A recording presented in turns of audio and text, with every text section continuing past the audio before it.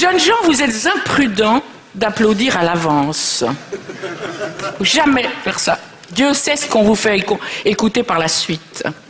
Alors en effet, je suis là et je remercie Antonio Gonçalves et toute l'équipe de Jug et de Devox pour vous parler de l'archéologie de votre métier. Qu'est-ce que c'est que l'archéologie? C'est ce qui s'est passé avant, dont vous êtes les héritiers en général tout à fait innocents et les acteurs, puisque cet avant devient du présent et se prépare à être de l'avenir. L'avenir m'est à moi totalement inconnu et j'ai très peu de compétences à être Madame Soleil. Je le laisse aux compétences qui vont s'exprimer après moi. Je peux par contre vous projeter dans ce dont vous n'avez pas du tout l'habitude, qui est le temps vraiment ancien. Pendant 40 minutes, nous allons balayer l'histoire des signes d'écriture, depuis l'invention de l'écriture en Irak, en Iran, en Syrie, il y a 53 siècles, c'est-à-dire en 3300 avant notre ère. Ensuite, nous irons très très vite, en 40 minutes, faire 53 siècles, c'est rapide. Hein, c'est rapide. Je crois d'ailleurs que je ne me suis jamais livré à cet exercice. Et nous allons traverser donc l'histoire de l'invention de l'écriture à partir des modes de fer mésopotamiens, iraniens et syriens, grosso modo autour de la Mésopotamie ancienne. Puis nous ferons un saut jusqu'à l'invention de la monnaie frappée en Iran, en Lydie et en Ionie, c'est-à-dire sur le territoire de l'actuelle Turquie occidentale, au 7e siècle avant notre ère, et nous sauterons de nouveau jusqu'à Alan Turing, et je ne rentrerai pas dans la question informatique pour laquelle vous êtes infiniment plus compétent que moi, car je ne le suis point. Donc, première chose, un grand espace de temps. Deuxième chose, un grand espace géographique. Nous partons de l'Iran, de l'Irak et de la Syrie pour aller en Grèce, en Europe et dans ses extensions, puisque l'écriture informatique est réticulaire. La dernière révolution graphique du monde occidental, nous la vivons en ce moment.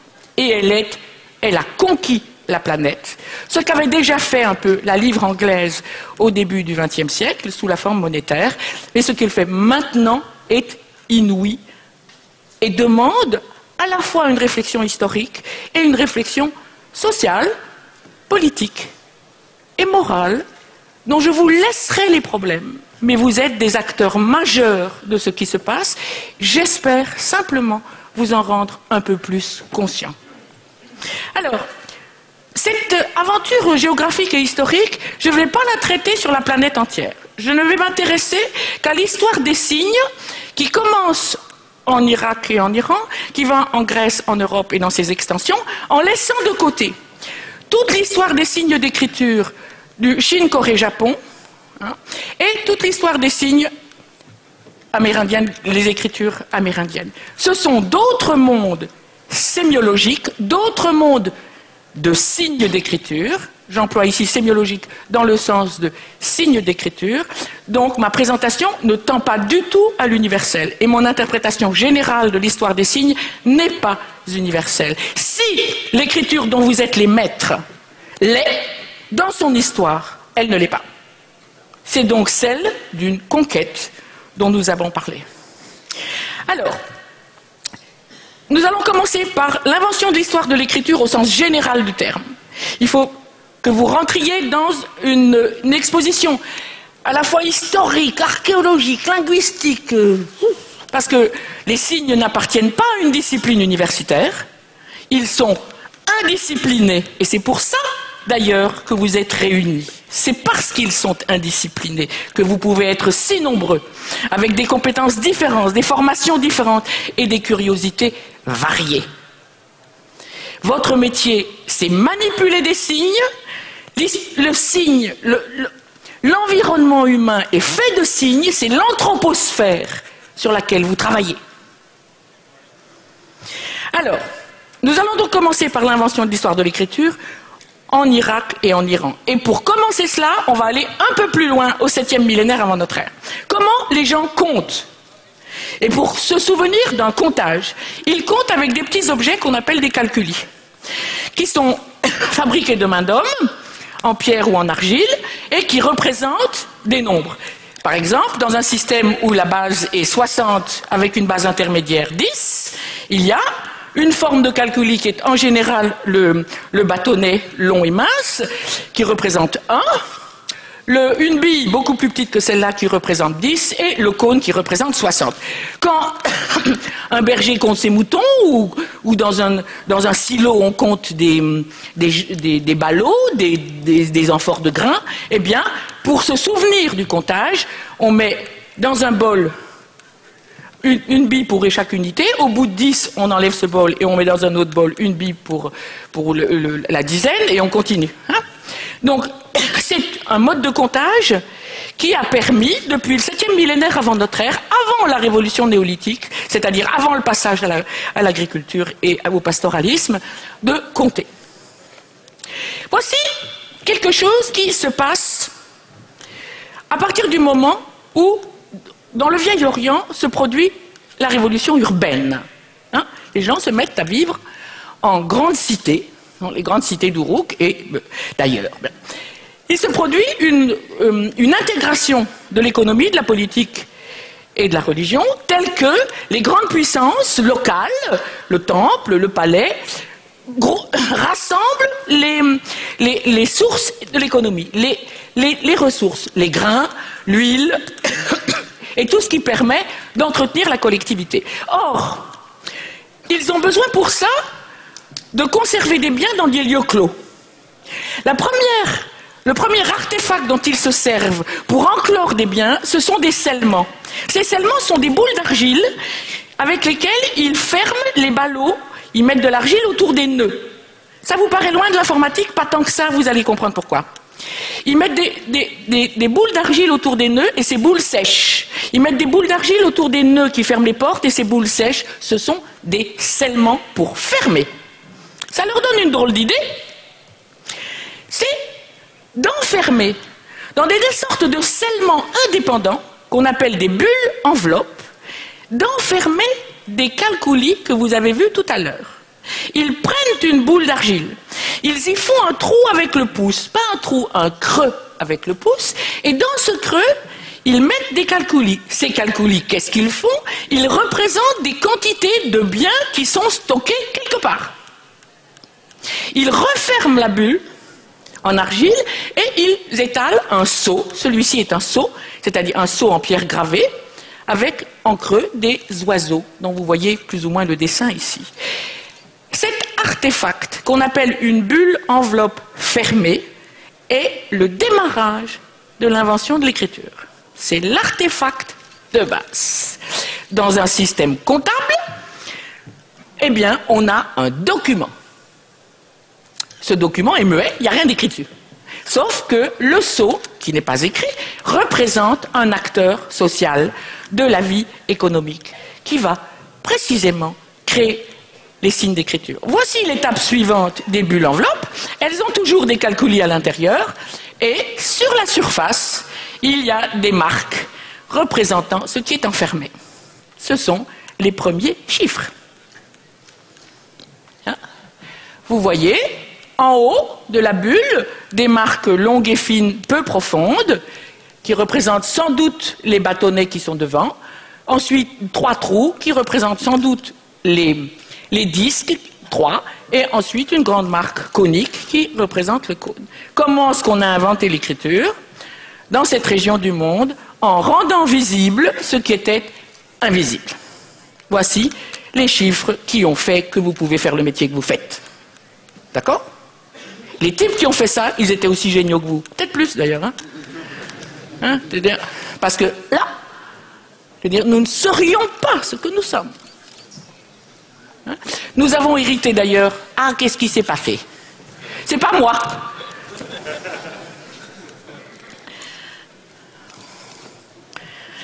Merci.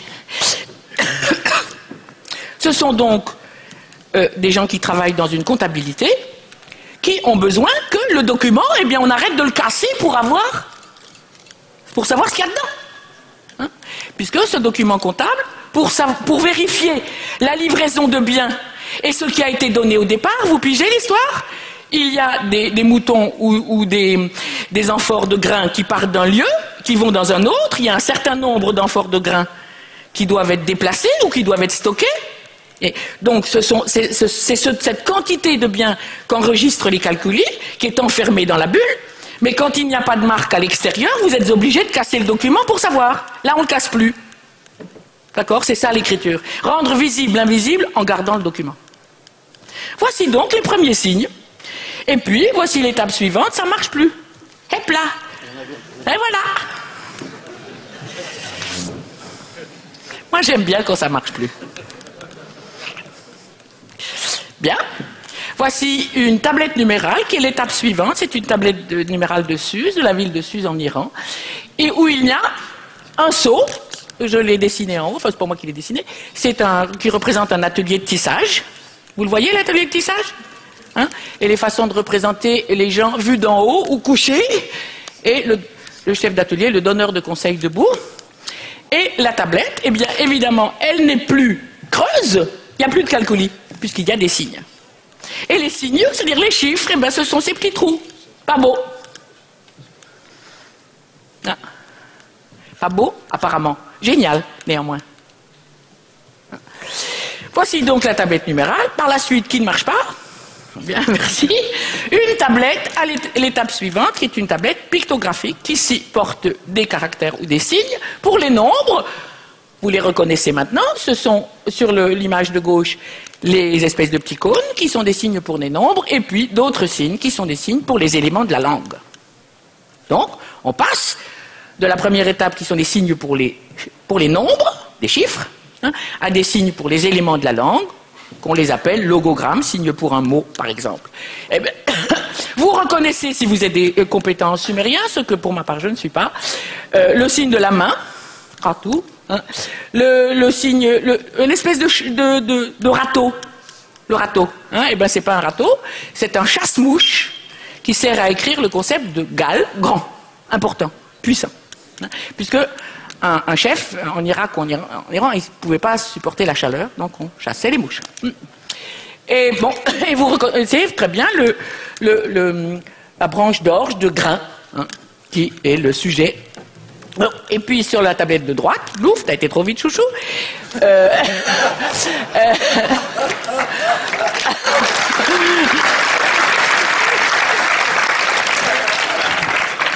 Un autre document comptable, lui, d'Uruk, en Irak, où on voit bon, un comptage de jarres, vous reconnaissez un vase, il y a des têtes humaines, etc., des nombres et des signes pour les éléments de la langue. Nous y sommes, voilà, l'écriture existe. Et je tape où, moi? Bien, donc, voici la continuité des écritures. J'ai ramassé des images où vous reconnaissez plus ou moins les signes. En haut, le cunéiforme, qui se développe sur la base de ce que nous avons vu entre le début du 3e millénaire avant notre ère jusqu'à la fin du 1er millénaire avant notre ère. 3000 ans. 3000 ans. C'est long. Hein, et qui se fait techniquement sur la base de clous verticaux et de coins. Il y a un coin, on ne le voit pas très bien, et qui se déploie dans tout le Moyen-Orient, Mésopotamie, Iran, Syrie, qui note des langues extrêmement différentes les unes des autres, sur la base d'une analyse syllabique de la langue. On note des mots complets et on note des syllabes. On ne rentre pas dans les détails pour aujourd'hui. Ce sera pour la prochaine fois. Alors, en dessous, un petit exemple d'écriture hiéroglyphique. L'écriture hiéroglyphique est créée en Égypte ancienne un peu avant, probablement, et sur de base comptable également, un peu avant de la Mésopotamie, vers 3300 avant notre ère, et elle se déploie, comme vous le savez, sur la base du dessin. Hein, et elle note des mots complets, des syllabes et des consonnes isolées. Ensuite, en dessous, une photo pas très claire, qui est un des premiers documents d'un alphabet. C'est un alphabet consonantique, un document de Tserabit el-Khadim, qui se trouve en Égypte, et qui est le premier document, c'est pas tout à fait le premier, il y en a des plus anciens maintenant, de traces alphabétiques, où les signes ne notent que des sons unitaires, disons, un son alphabétique, il n'y a plus de signes pour des mots, il n'y a plus de signes pour des syllabes, et il n'y a que des signes pour les consonnes. Ce qui est écrit là, c'est al-bala'at, à la dame. Balat, c'est une déesse. C'est donc une écriture qui est inventée sur la base des expériences égyptiennes au début de la modernité antique. La modernité antique, c'est 1750. C'est la première grande modernité. La seconde, c'est vers 1100. Et donc, nous reposons toujours sur les expérimentations faites par ces gens qui pensent qu'il suffit d'écrire seulement les consonnes pour écrire tous les éléments de la langue. Ils n'écrivent pas les voyelles. Ce serait une autre affaire de vous expliquer pourquoi. Et cette écriture-là, avec les mêmes signes évolués sur place, est toujours celle qui sert pour écrire l'hébreu et évoluer pour écrire l'arabe ou le chaldéen. Elle est toujours là. Ce sont les mêmes signes et ce sont les mêmes noms de lettres. Et ça a quasiment 4000 ans. En dessous, un des premiers textes grecs, écrits de droite à gauche, avant qu'ils se décident à les écrire de gauche à droite. C'est une écriture dérivée des alphabets sémitiques, qui emploie aucun signe pour les mots, aucun signe pour les syllabes, que des signes alphabétiques, c'est-à-dire pour des consonnes d'un côté, mais qui ouvrent le système à l'écriture des voyelles. En grec, on écrit les consonnes et les voyelles. Nous sommes héritiers directs de cela. Ceci, c'est la coupe de Nestor, qui est un texte, disons, à la fois poétique et comique. Cette expérience des linguistes et des graphes et des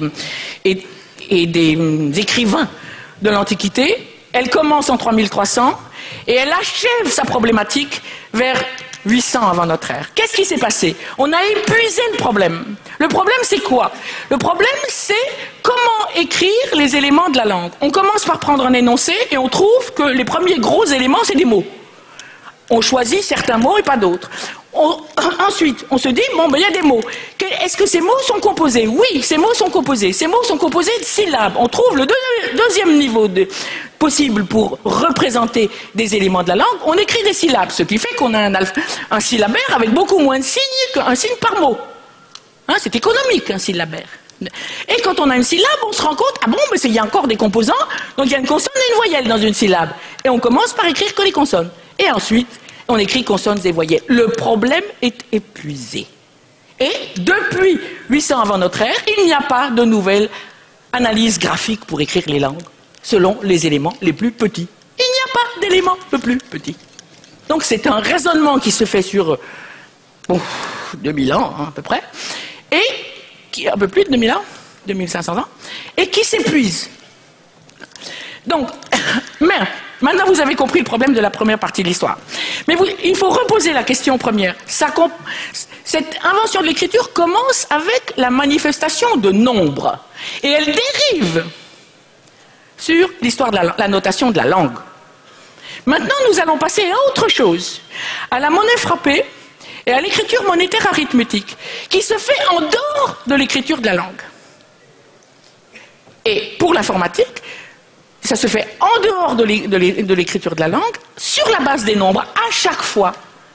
Dans l'histoire des signes de l'Occident, c'est la manifestation de nombres, écrire des nombres, représenter des nombres, travailler avec des nombres, qui mène la danse des inventions de l'écriture. Tu peux passer à la suivante, maintenant que tu es là? Alors, l'écriture monétaire arithmétique, elle commence par l'invention de la monnaie frappée.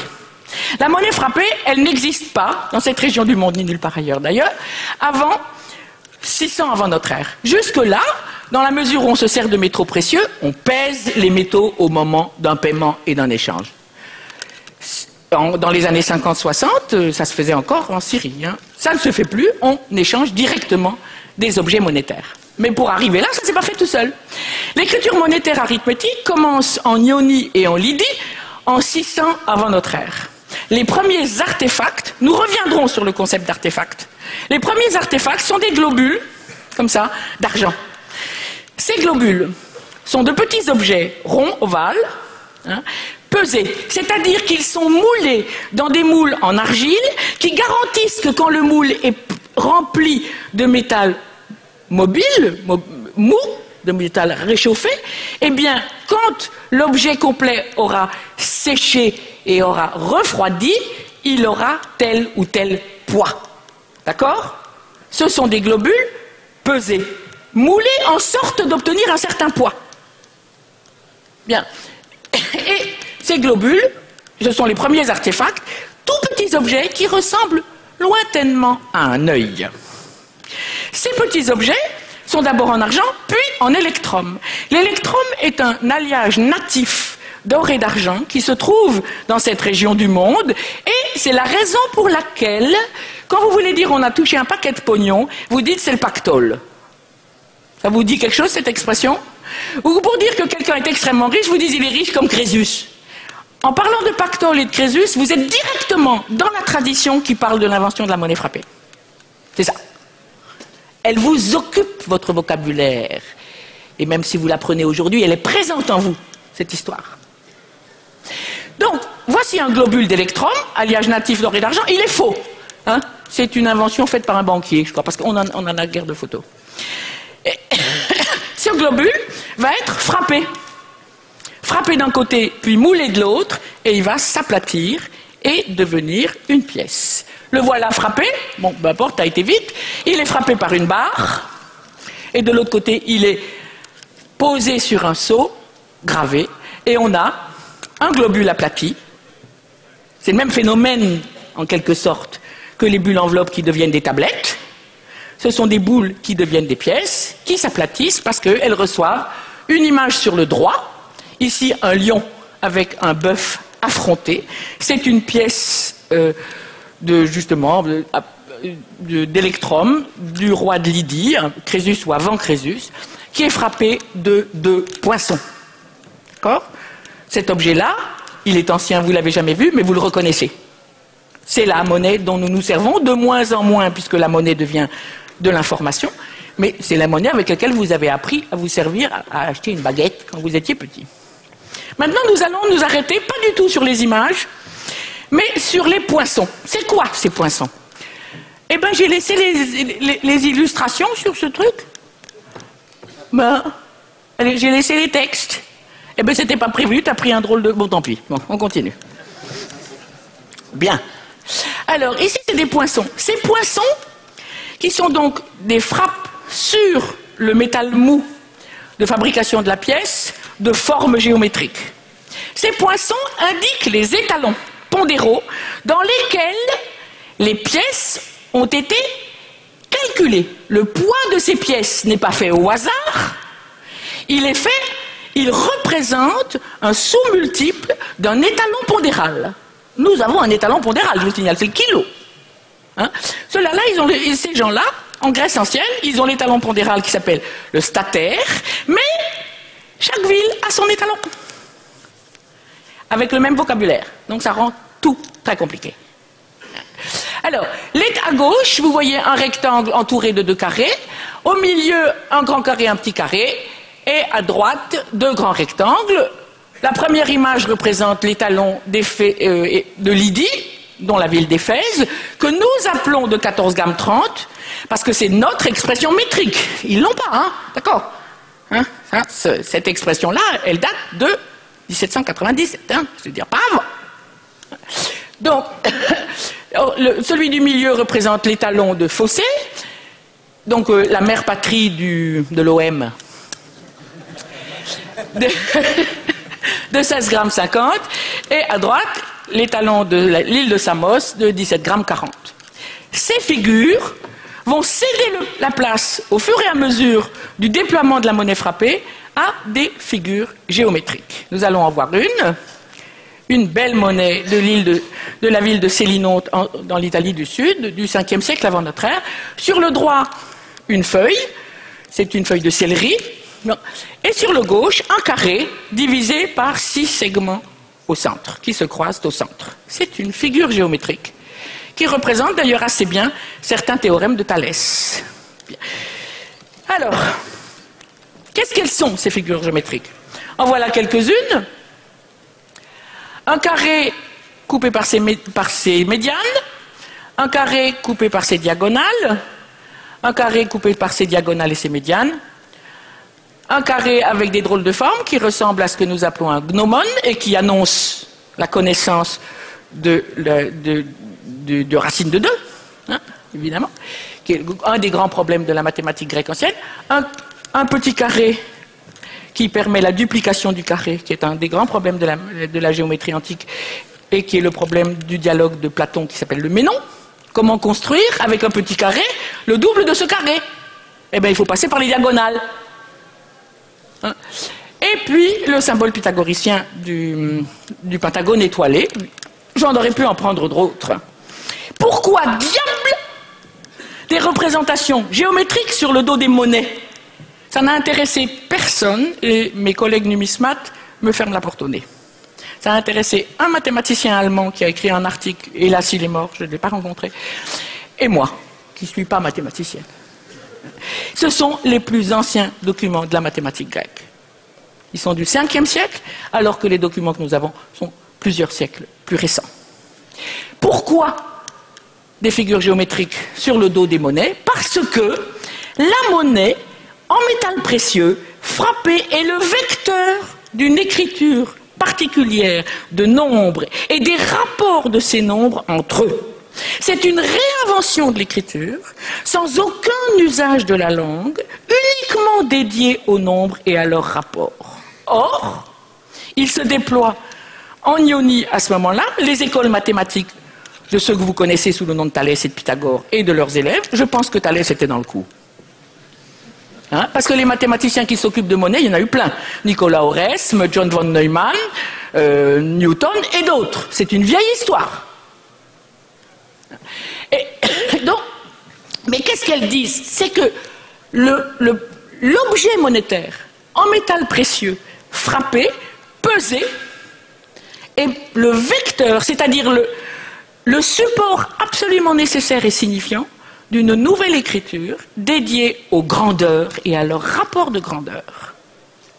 Il n'y a pas un seul signe qui écrive les nombres et qui représente la langue, et pas un seul signe pour la langue. Il y a donc un redémarrage de l'écriture, toujours sur ce souci de manifester des nombres, mais pas seulement des nombres, également des nombres et leurs rapports.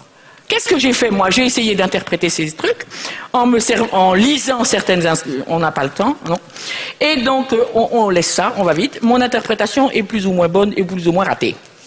Ça fait rien. Si vous avez le courage, après tout, hein, déchiffrer, c'est accepter de se planter. Mais c'est ouvrir un problème. C'est ça la recherche. C'est pas seulement trouver des solutions. C'est d'abord dire, là, il y a une question. Donc, si vous avez le courage de la lire, prenez mon bouquin et puis vous pourrez la critiquer. Ce sera très bien. Là-dessus se déploie d'un côté la mathématique grecque. Les Grecs sont plutôt des géomètres que des arithméticiens. Les Romains, les mathématiques, c'est des techniciens de la construction des ponts. Et la monnaie continue d'exister. Elle presque disparaît au 8e siècle de notre ère, 7e. Et puis, il arrive quelque chose en Europe. Il arrive quelque chose d'essentiel, c'est les chiffres indo-arabes. Les chiffres que vous appelez arabes, ils ne sont pas arabes. Ils sont inventés en Inde aux environs du 6e, 7e siècle de notre ère, bien avant pour les chiffres de 1 à 9, mais le 0 est une invention indienne, absolument indienne, qui passe par les mathématiciens persans, qui sont pas très loin de l'Inde, d'expressions arabes, qu'on appelle les mathématiciens arabes, et qui sont persans, mais qui écrivent en arabe parce que leur pays a été islamisé et ils ont pris l'écriture arabe et la langue arabe comme expression savante. Et ils arrivent en toute la Méditerranée, et en particulier en Sicile, qui est une île où beaucoup arabo-normande, bon. Et l'Occident est stupéfait du 0.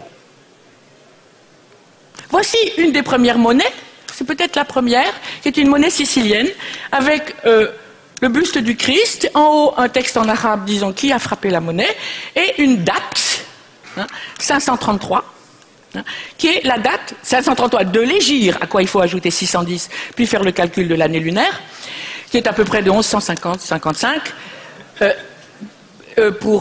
C'est une monnaie sicilienne, où il y a le buste du Christ, un texte en arabe et des chiffres indo-arabes. Vous savez, nous sommes le résultat d'un bouillonnement des cultures. Hein. Ne vous racontez pas des affaires de race pure, de culture pure et des trucs de ce genre. Hein. Avec moi, ça marche pas. Hein.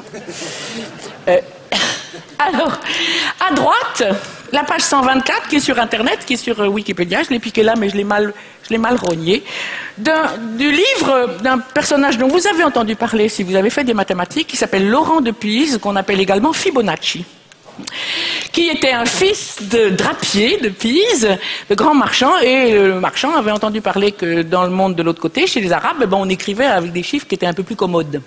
Il a envoyé son fils du côté de la Tunisie et de l'Égypte, et il est revenu, Laurent de Pise, et il a écrit ce grand livre qui s'appelle Liber Abaci, le livre du calcul, est publié en 1202.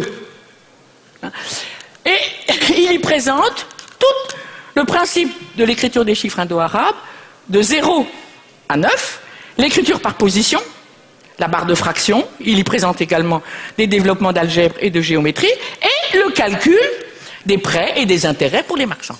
Qu'est-ce qui ne va pas? Ouf, d'accord. Alors, bien, on est là. Ceci nous amène... Donc, il y a eu de grandes difficultés pour accepter les chiffres indo-arabes. Les marchands s'en sont servis en secret, parce que l'Église interdisait l'usage des chiffres indo-arabes. Les marchands étaient obligés d'avoir un livre de compte en chiffres romains, et sur leur brouillon, ils faisaient tout en chiffres indo-arabes. Hein? Et... ce que je tiens à vous démontrer, c'est que cette nouvelle écriture des nombres, je préfère le terme de manifestation de nombres, mais peu importe, cette nouvelle usage de chiffres, de manifestation de nombres, crée très vite, en moins d'un siècle, une nouvelle monnaie. Ceci est une lettre de change écrite en 1404, alors je ne le sais plus absolument par cœur, oui, le 19 avril 1404, vous voyez la date 1404 en haut à droite? Oui, hein? Vous savez ce que c'est qu'une lettre de change? C'est l'ancêtre conceptuel des billets de banque et des chèques, l'ancêtre conceptuel. Qu'est-ce que c'est en pratique? C'est une monnaie qui n'est que du papier. Il n'y a pas d'or, il n'y a pas d'argent. Ce ne sont que des signes d'écriture. Rien que cela.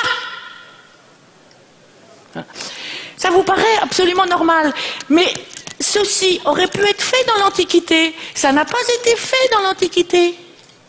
Grec et latine, ils ne connaissent pas ça. Il y a même une moquerie de Démosthène qui dit, s'en fout, se faire un papier, prendre ça pour de la monnaie. Ben non, ça n'a pas existé. L'intelligence humaine étant toujours de niveau assez bas, mais constante, ils auraient pu l'inventer. Eh ben non, il y a une raison à cela. Il y a de multiples raisons à cela. Voici une des premières lettres de change, les plus anciennes sont 50 plus, 1399. Elle est donc faite entre marchands italiens. Qu'est-ce que c'est que ces lettres de change? C'est un prêt d'argent caché, parce que c'est toujours interdit de faire du prêt à pourcentage, c'est considéré comme usuraire par l'Église, eh bien c'est un prêt caché sous un transfert de monnaie entre l'Italie et Barcelone en Espagne, de telle sorte qu'on prête de l'argent à un coin et on rend de l'argent à un autre endroit. Ces deux monnaies ne sont pas les mêmes, n'ont pas les mêmes valeurs et ne représentent pas les mêmes grandeurs. En dessous se cache un prêt avec un taux entre marchands. Voici donc le résultat typique de la création des chiffres indo-arabes et de l'emprunt des chiffres indo-arabes en milieu alphabétique européen. Une nouvelle monnaie est inventée par les marchands italiens internationaux. Ici va s'arrêter pour moi le faisceau d'usage de l'écriture monétaire arithmétique. Évidemment, je devrais, mais nous n'avons pas le temps et je n'ai pas les compétences, vous raconter comment, à partir des chiffres indo-arabes, de l'écriture par position du zéro, eh bien, la mathématique se déploie en Europe en inventant sans fin son propre formalisme, ses propres signes, symboles, règles et usages. Tant et si bien que se développe là-dedans l'écriture binaire le calcul binaire par Leibniz, les différenciations qu'invente Boole et la question que pose David Hilbert à sa compagnie de mathématiciens, à sa société de collègues, elle s'exprime sous 3 formes et concerne le fondement des mathématiques, et pour ça je suis obligée de retourner à mon papier, car je ne voudrais pas dire de bêtises. La complétude, la consistance et la décibalité. Alors, David Hilbert pose 28 questions à son groupe de mathématiciens, enfin ce qui est la vie mathématicienne mondiale, sur le fondement des mathématiques. 1. La complétude. Chaque énoncé peut-il être soit infirmé, soit confirmé? Réponse non, par Gödel. David Hilbert pose ces questions entre 1900 et 1928 à peu près. Et elles sont formulées de diverses manières. La deuxième question, c'est la consistance des mathématiques. Serait-il possible d'arriver avec une suite d'énoncés corrects au résultat 2 plus 2 égale 5? Réponse oui, par Gödel. Enfin, la décidabilité des mathématiques, le problème de la décision qui a gardé son nom allemand Entscheidungsproblem. Existe-t-il une méthode applicable à n'importe quelle assertion qui permette de décider avec certitude si cette assertion est juste ou non? Quelle est la réponse de Turing? Non. C'est donc le moment d'épuisement de l'usage et de l'invention de l'écriture monétaire arithmétique qui va fournir le terreau de l'écriture informatique numérique. Informatique et réticulaire, c'est mieux de le dire sous la forme numérique. Il y a épuisement d'une question. Peut-on fonder les mathématiques avec leurs signes, leurs symboles et leurs règles uniquement sur elles-mêmes? Quel est le sens de cette question? Cette question signifie que l'on a posé l'inimaginable solution que la mathématique serait une langue. La réponse est non. Une langue se fonde par elle-même, la mathématique, non. La mathématique est un langage. En même temps, et donner cette réponse à cette question, en même temps, monnaie et mathématiques se différencient. La monnaie devient une marchandise qui se détache de plus en plus du métal précieux. Elle est détachée depuis le XIXe siècle, mais en pratique, elle ne se détache que le 15 août 1971, excusez-moi, je commence à me fatiguer, le 15 août 1971, Nixon détache le lien qui unit le dollar alors. Curieux, non, pour des informaticiens, les dates 69, 70, 71, ça ne vous fait pas penser à quelque chose? Non, à rien? En effet, hein, les réseaux, ça prend la place très évidente de l'attachement des nombres au métal précieux. C'est le 15 août 71 que Nixon a cassé un des liens qui nous unit aux anciens. Bien, la monnaie frappée. J'ai presque fini. Hein. Donc, tout le mouvement de qu'est-ce qu'un nombre, qu'est-ce que la mathématique, qu'est-ce qu'une langue, est-ce que la monnaie est une langue, est-ce que la mathématique est une langue? La réponse est non à David Hilbert. Et là-dessus, Turing apparaît. Hein. Et au moment même où démarrent les réseaux TCP/IP, mais principalement IP en 69, 70, 71, Nixon coupe le lien entre le dollar et le métal précieux. Je livre à votre sagesse l'interprétation de ce phénomène sur lequel je n'arrive à rien, car la documentation n'est pas tellement accessible. La fondation du Nasdaq, essayez de trouver. C'est pas tout à fait clair tout ça. Hein? Nous ne sommes pas encore très honnêtes de tout ce qui s'est passé autour de l'informatique, hein, et de loin. Il y a, il faut dire, une véritable propagande américaine. Hein. Ce n'est pas encore, et loin de là, des dossiers qui sont éclaircis du point de vue historico-politique, et de loin pas. Je laisse à vos réflexions ce personnage, stupéfiante intelligence, qui est mort trop jeune, comme vous savez, victime de la guerre froide et des services secrets anglais. Et son artefact, qui n'est pas ce qu'on appelle la machine de Turing, mais ce qu'il appelle son automatic machine, est un ordinateur entièrement théorique. Vous vous souvenez de ça? Je n'ai pas besoin de vous en parler, vous le savez. Une tête de lecture et une bande infinie de papier. Aucune machine n'a une bande infinie de quoi que ce soit. Bien, c'est une machine théorique. C'est son artefact de pensée pour créer un ordinateur. C'est une machine théorique de papier publiée sur son article de 1936. Voici le monde qui s'ouvre pour vous et dans lequel vous êtes. Et pour la dernière chose que je voudrais vous dire, il va me falloir 2 minutes de plus. Rassemblons un instant dans votre esprit les 3 artefacts qui ont servi à l'invention de l'écriture des langues, à l'invention de l'écriture monétaire arithmétique et à l'invention de l'écriture informatique et réticulaire, l'écriture numérique. Le premier, c'est une bulle enveloppe, un objet creux avec des choses dedans qui peuvent bouger et faire du bruit. Le second, c'est une petite boule ovale, brillante, argent, électrum d'un métal admirablement qui répand la lumière. Le troisième, un texte dont l'auteur même dit qu'il ressemble à un cerveau. Les 3 artefacts d'invention de l'écriture, dans toute l'histoire que je vous ai racontée, représentent un organe du corps humain. La bulle enveloppe la bouche, et au travers de cet artefact, on va inventer l'écriture des nombres et de la langue. Le globule d'argent, un œil, qui est l'organe de l'estimation des grandeurs. Dans la machine automatique de Turing, un cerveau. 3 représentations imaginaires d'un organe du corps humain responsable du fluide sémiologique, du fluide des signes que l'on va écrire.